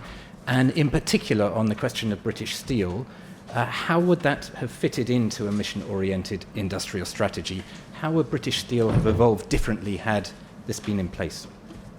Well, I think on the first point, one of the things, and I pay tribute to Greg for this, is in an environment where Brexit has absorbed so much time and energy within government, one of the few areas of policy which has clearly had significant attention at the highest level and funding attached to it is the industrial strategy.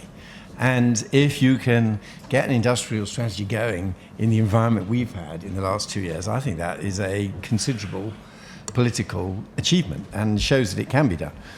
I think on British Steel, British Steel is just a classic kind of problem that all governments face, and I don't think it neatly fits into a mission and challenge approach. I think, to be honest, a lot of this is more the place angle, and I think it's one of the reasons why British Steel is getting so much more attention than Jamie Oliver's restaurants. Is Jamie Oliver's restaurants are distributed across the country, and this steel activity is in some very specific places, such as Scunthorpe. And thinking back to the kind of challenges which Vince and I had to deal with. So I think of the Pfizer decision to close their enormous facility in Kent and the task force which I led in response to that. there is a unavoidable responsibility for government to think of ways in which it can help a particular geographical area hit by a large-scale business change such as this, and that we go through the endless oscillations of some governments that accept that's going to happen and do a bit of planning for it, and others say they're against it in principle until it comes up, whereupon they realise they've got to do it. But that kind of responsive mode to a place hit by a significant blow is part of the basic toolkit of government. What happens to the physical facilities? What skill set have the workforce got? Who are the other potential employers of the workforce? Is the physical stuff there that we can make available at a low cost for new investors? That is a kind of standard toolkit of how you respond to a crisis like this, which I'm sure BEIS are doing at the moment. Okay, a question for Mariana, which is inspired by the inscription behind me, which is, "Remember the days of old." I've been reading a history by David Edgerton, who's a professor at King's College London, if I'm allowed to mention that institution here, called The Rise and Fall of the British Nation, which is a very kind of iconoclastic view of British history. But one of the things that he is absolutely damning of is really British industrial strategies over the years, that every government comes in and it proclaims a new industrial strategy that's exciting, ambitious, and none of them really work. So, Mariana, why is it that you think that a kind of mission-oriented industrial strategy can work in a way that pretty much no previous industrial strategy in Britain has worked?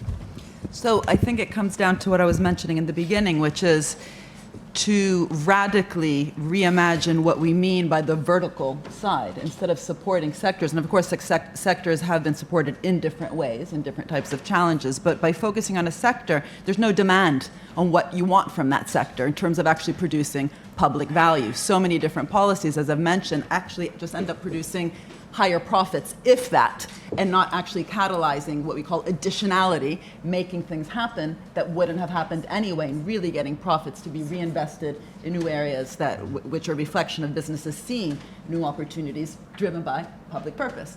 And I think this is where the steel issue comes in, but not only steel, also life sciences. The first time that Patrick and I spoke was precisely when I was asking him his experience in GSK, and I've looked a lot at this issue of, for example, financialization inside large pharmaceutical companies, which over the course of the last couple decades have increasingly used, for example, share buybacks to boost share prices, stock options, surprise, surprise, executive pay.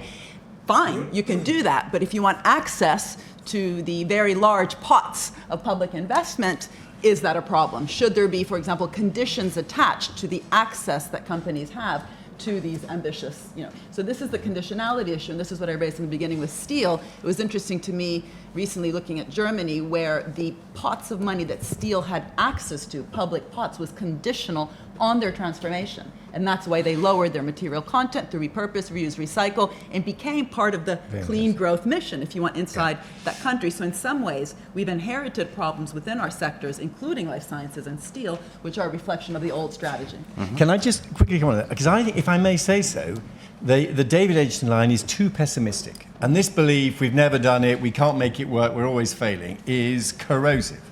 First of all, we have got a series of successful examples of industrial strategy. I gave some earlier, but I was thinking when you put your question, looking at Steve Bates from the BIA here. There has been a systematic backing for the biotech industry, cell therapies, partly based on an assessment of comparative advantage, that we've both got commercial investment and we've got the NHS, and the US, under particular religious pressures, has erratic federal commitment to research in this area. We had the automotive sector. The automotive sector is now thriving in the Midlands and the North East. I mean, there's a Brexit issue now. Because going back to Margaret Thatcher, and I was in number 10 at the time, taking a strategic decision. We had lost the old automotive sector. How do we rebuild it? And the approach to Japan plus the single market were deliberately aimed at getting an automotive sector back into the UK. So it's not the case we can't do it. That's part of the Treasury view. You always end up just writing a cheque to British Leyland. It's not true. And secondly, even on policy stability, I would say you can track through what Peter Manson originally did, what Vince and I did, supported by George. Now, Sajid dismantled quite a lot. I think that was a terrible mistake. But what Greg does, and my view is that there is actually quite a lot of coherence and sustained policy behind it. I would say there's actually been now in the UK 10 years of a fairly stable, recognisable industrial strategy, except for 18 months under Sir G. Javid. So in other words, we do it, and most governments, most of the time, have something that you can now recognise that if you looked at what Peter Mandelson wrote, New Industries, New Jobs, it's not that different from what is still, I would say, the dominant model in BEIS today, and a good thing too. Marianna? I would agree. Just to say one quick thing, when we talked about working across government, it wasn't just about this very important point that each department should actually be thinking about innovation, but by thinking about what does it mean to have a challenge-led, mission-led approach, it actually would transform the tools at hand. And in some ways, I would argue that's what we haven't necessarily had. So one of the really interesting workshops, again, that we had was bringing together the Treasury team and the BEIS team, asking questions like, let's look at the Green Book.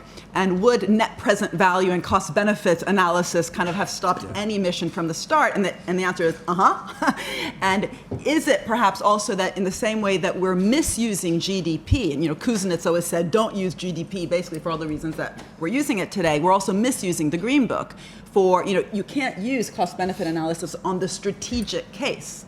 And so the question is, what would replace that? And if we look at also so many different examples, like the Concorde plane, which is the most classic, like picking winners problem, it's a failed big project. I've looked into this. There's no proper study that looked at all the cross-sectoral investments that actually resulted from that. The plane's not flying. It's an obvious private sector failure if it had been private sector invested. But from the public sector, there should have been some metric, not calling it a success, but actually capturing these dynamic spillovers, which along the way to trying to build this, Concorde plane, what actually happened. And we need metrics for that, of dynamic spillovers. In the internet, GPS, all these technologies inside our smartphones were spillovers from actually trying to solve problems. But we don't have a way to think about that in the Treasury. Okay, just a couple of things. The first is that I completely agree with the point that David made earlier on about the need for R&D and science spend in government departments. It's crucially important. Actually, if you look at the percentage spend in departments, it's bizarre given how much there is to do around science and technology and how much that can implement not just technologies but actually how you do things, and that's an important part of what we need to do. But I do want to pick up on the Concorde point. I happen to have been with the head of R&D at Rolls-Royce this morning. He was telling me he'd been standing under the wing of Concorde yesterday and reflecting on the fact that the materials science that went into that is still relevant today.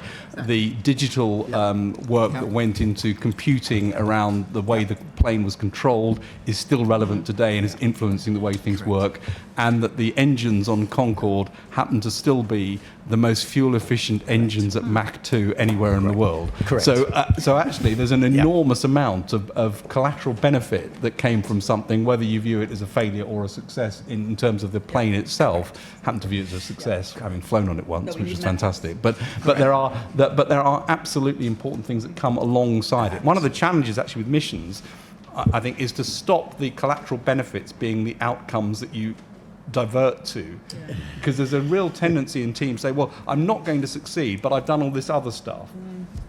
That may be true, but you can't have every mission that diverts off and fails just because of the collateral benefits. Okay, I'd like to raise the dirtier issue of money now. I mean, a number of the speakers, including Brian, were talking about the need for resources. And I was just looking at some of the data. The UK ranks 27th out of 30 countries for private sector investment, 24th out of 32 for public sector investment. We're still spending, even if we get to 2.4% of GDP by 2027, that's way less than we were spending in the 1950s and 60s on R&D. And of course, we all talk about the moonshots, but the height of the NASA program, the federal government in America was spending, 4.8% of federal spending on NASA. So how do we mobilize the resources really to have the moonshots that we want? Take it after. I'll have a go at that.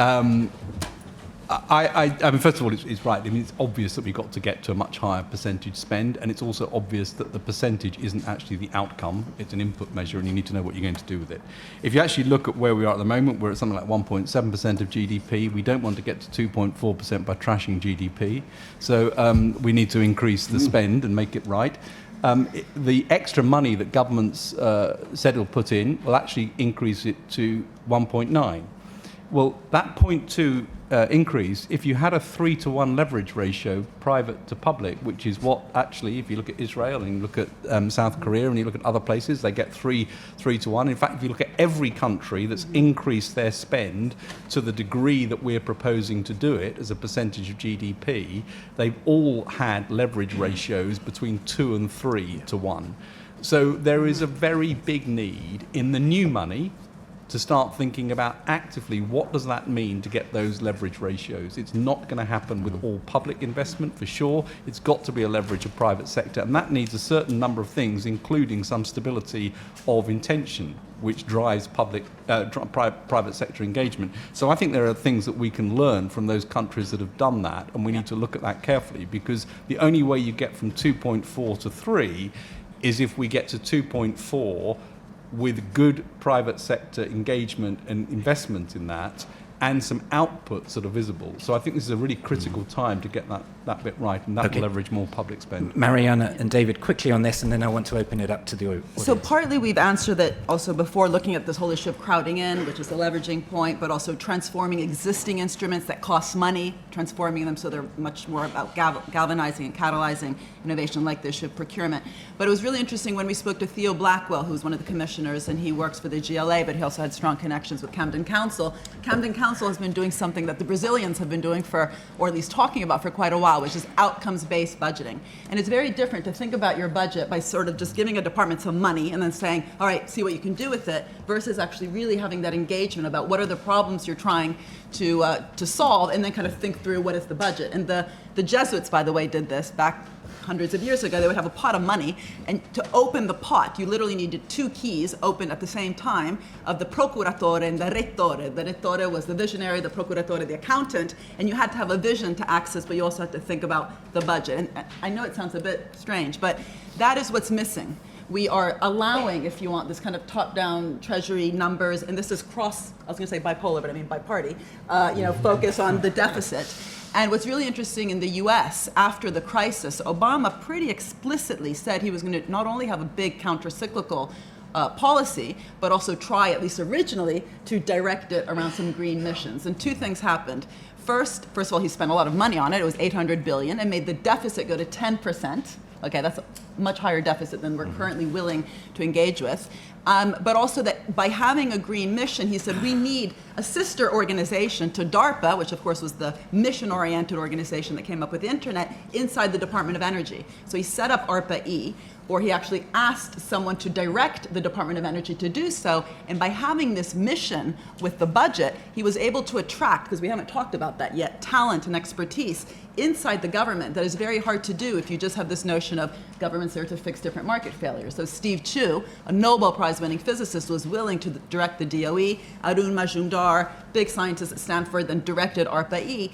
And that stuff costs money, but this is the long-run driver of growth, which means that GDP, which is the denominator of debt to GDP, grows. In Italy, where I'm from, I know I sound American, has had historically a low deficit, even though we always talk about the deficit in Europe, but a high debt to GDP, precisely because it hasn't had that kind of long-term mission-oriented types of investments. So obsessing less about the deficit and thinking more about long-run drivers of growth is very much the kind of macroeconomic side of what we're talking about. And this is where David and I might have to go for a drink later to make sure we agree.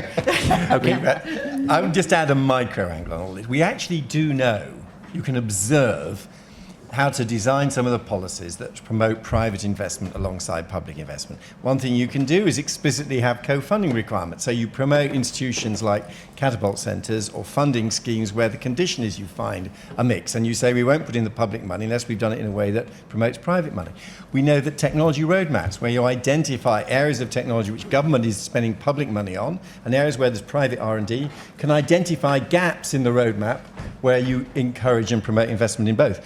We know as well that that if you have patient, stable sources of funding, I think one of the challenges, sorry to use the expression, one of the issues that you face in this form of industrial strategy, if it's a once-off pitch for funds, there is £20 million available for this mission, please bid, That is a less business-friendly private investment way of doing it than saying there is a stable identity, there is a stable budget which will have £10 million a year for the next 5 years so that SMEs and startups can become familiar with it. It'll be allocated on the same rules. Don't worry if you can't find the money in the put up a bid in the next 3 months. You can apply next year and the year after. There are ways we can design this to make it easier for private spend to come in alongside public. Great. I'm going to open it up for questions. I think we've got problems with the mic. Maybe they're working, but there's a gentleman here at the front.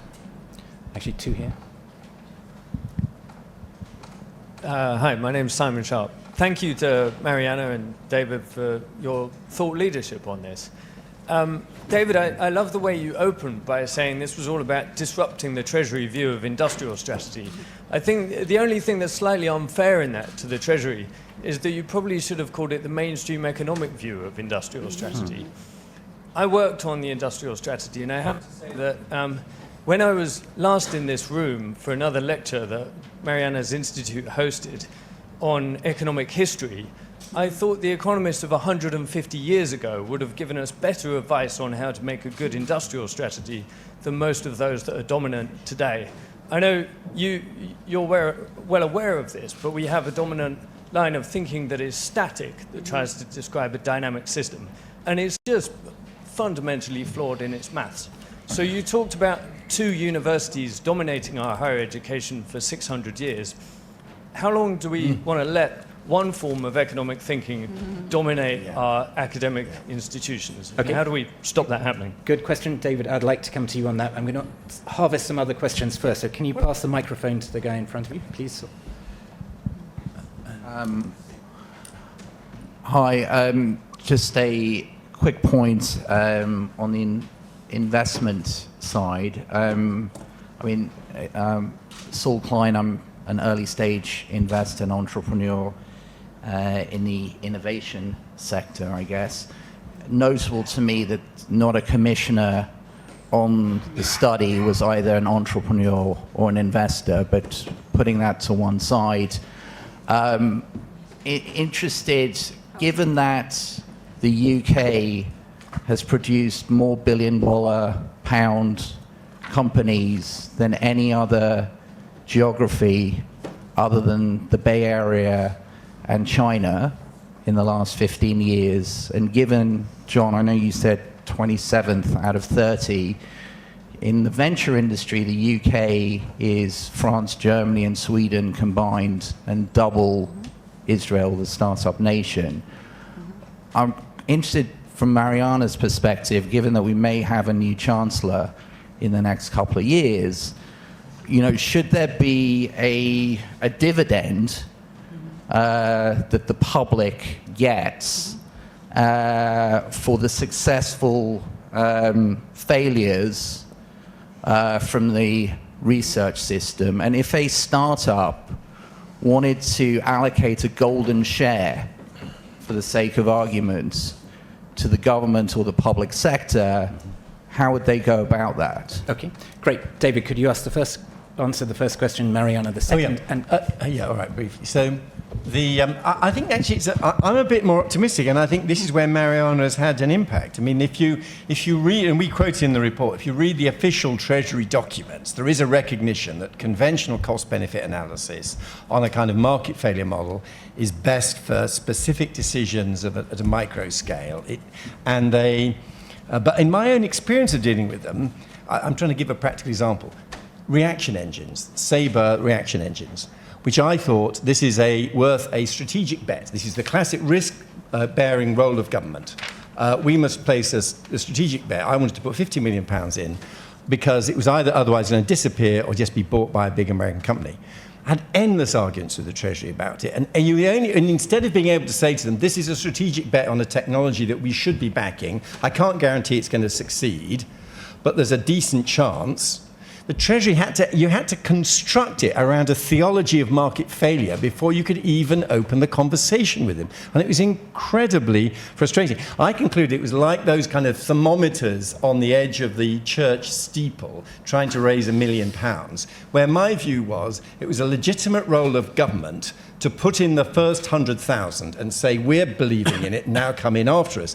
But by and large, the official model is when everyone else has put in 900,000, you're allowed to put in the last 100,000 because anything else in the PAC will go for you. So there is a legitimate role of government in risk-bearing, which is different, you're absolutely right, from endlessly trying to have picky arguments about what's the market failure in this case. So we should have a government Kickstarter campaign. Yeah. Right. Mariana. So, Saul, I think you're raising two questions, and these are questions that I tried to address in Entrepreneurial State, which, if you liked. The first is, why is it really that there's more of these gazelles that grow up into Godzillas in the US, the Googles, and not here? And the old answer was, we have great science, we just don't know how to commercialize, so bring in a bunch of VC, not recognizing that actually what really happened in the US was that VC surfed a massive wave of mission-oriented investments inside mission-oriented organizations, that organizational capacity, that kind of DARPA, ARPA-E, NIH kind of patient long-term finance is actually what hasn't necessarily existed here, even though we've had great universities. But given that that means taking a lot of risks, because for each success, for every intranet, there's lots of failures, for every GPS, there's lots of failures, for every Tesla that received $500 million and a guaranteed loan from the Department of Energy, there's many Cylindras. What does that mean for that risk-reward relationship is what you're asking. And I mean, the classic answer is taxation. Now, it's not only true that taxes are evaded and avoided, but this kind of downstream investments, which had existed in the US, not just the upstream science, you wouldn't want to have equity in the basic research, the downstream investments of that kind of patient finance that Tesla got and Solyndra got, there's lots of risk, right? So the obvious thing, I think, even though there's lots of controversy around this, is, for example, to use equity. So it was really interesting that Obama did the opposite. He told Tesla, if you don't pay back the loan, we get 3 million shares in your company, and why would you want 3 million shares in a crappy company that doesn't pay back the loan? Had he said, we get 3 million shares if you pay it back, the price per share went from 9 to 90 between 2009 and 2013. That multiplied by 3 million would have more than paid back the Solyndra loss and the next round. And that's that Yozma kind of model that people have mentioned. But it doesn't have to be that. It could be conditions even on the governance of the innovation. There's something wrong with patents, but we have allowed patents, which are a contract. It's a 20-year monopoly profit that the public gives the private. It's just been really badly dealt with, badly governed. Patents are increasingly upstream. They're too wide and too strong, hard to license. So that's another way to create a more functioning symbiotic, not parasitic system. And third, conditions on reinvestment. I mentioned this issue of financialization. Bell Labs, which was such an important private R&D laboratory in the history of, IT, actually came from an era where government wasn't just investing, but it was confident enough to demand that the company, AT&T, which had its own monopoly profit, to reinvest its profits back into the real economy, so not back into other parts of the financial sector, into innovation and big innovation beyond telecoms.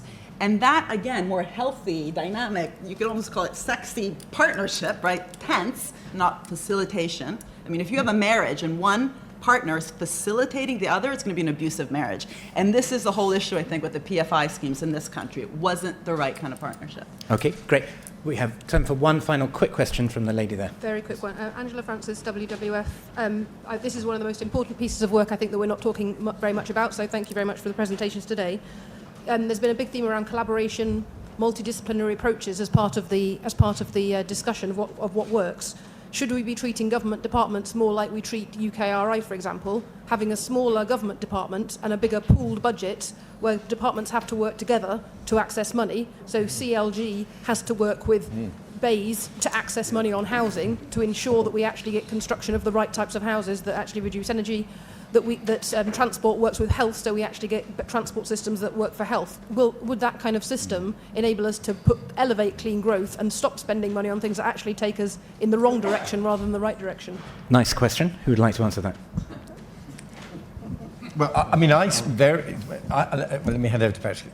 I very strongly agree, and the departments, I have to say, have been shockingly poor custodians of their R&D responsibilities. They've been like the worst kind of caricature of British business. The R&D budget has got cut and cut and cut.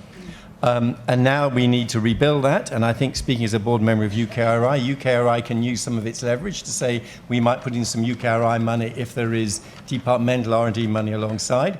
But you're right, also in a way that doesn't simply stick to narrow departmental silos. One very interesting exercise, and Patrick might want to comment on this, is the areas of research interest exercise across government departments. I think one of the most interesting developments in this area, which shows that to do public policy well, you need a lot of R&D, and you can't just look to UKRI to fund it all out of the conventional science budget. And also, again, with Jennifer Rubin here, a lot of the questions involve social science input. They're not simply STEM questions. So I completely agree something needs to happen to make that work, because things don't sit in those silos. They sit absolutely across them, and almost every report that we do from the Government Office of Science goes right the way across departments, because no problem sits in one department. And in a way, that's why there is a central Government Office for Science to do that. That needs to be backed by the ability to put some funding behind that. So we work with UKRI, as David has said, and I think the areas of research interest are interesting, but I think there are more fundamental changes that need to take place to make that happen. I'm pushing on that from the science perspective to try and get that more joined up look across. I know that's a priority of the Cabinet Secretaries, try and get greater horizontal work. There is one fundamental problem, and that is ministers are accountable, and ministers are in single departments, and ministers have obviously all sorts of things that drive them to want to behave in certain ways in individual departments. So there is a fundamental, and David may want to comment, but there is a fundamental process that drives it towards individual department responses, which we need to look at ways to try and overcome. And I think you've given one very sensible suggestion as to how that might be done. Right. I'm going to hand back to Mariana to make the closing remarks, but thank you very much to all of our panelists for a great discussion.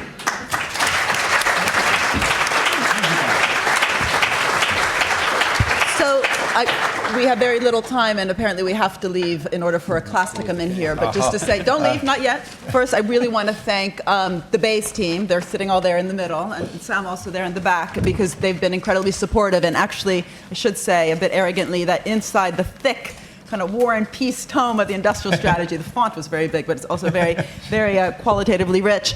IIPP's first ever working paper was cited as actually being one of the drivers, if you want to thinking of this challenge-led approach, and having been given with David Willits, the kind of welcoming from Greg Clark, who's been incredibly supportive, has been really amazing. And again, all the civil servants joining our meetings. So I'd like to thank Greg, his whole BEIS team, Chris Skidmore, Patrick for being willing to come, and having had also those early conversations with us, because one of the issues also in terms of Saul's question is, why don't we also think about the pricing system, for example, in the case of drugs, to also reflect that public-private co-creation of value, where instead we just need the welfare state to come in again and pay twice. Anyway, there's interesting conversations. John Thornhill, who has been such a support, he was here, as he mentioned, literally standing here in this crowded, hot room at the launch of IIPP in October 2017, and of course Michael Arthur, who's had to leave. The 24 MOIIS commissioners and all the great implementation steps they helped us think about, but especially the IIPP team. There's so many people in here without whom this could not have happened. I've already mentioned George, Victoria, Emily, Helen. They're fantastic. Publica, by the way, helped us design this wonderful cool thing. And just thank you so much for bearing with us in this very heated room. But we have white wine, red wine, water with ice, hopefully. So thank you very much for coming. And above all, thank you to you, Mariana. You make it sparky, you make it interesting. Every meeting ended instantly with Prosecco, which is the right way to do it. And working with Not you taxpayer funded, and we had a separate reaching. When you were describing those two mentalities, the boring old accountant and the imaginative person, I thought you were about to say it was you and me. And so it's been great working alongside you, and I think we've ended up with a very good shared report. Thank you.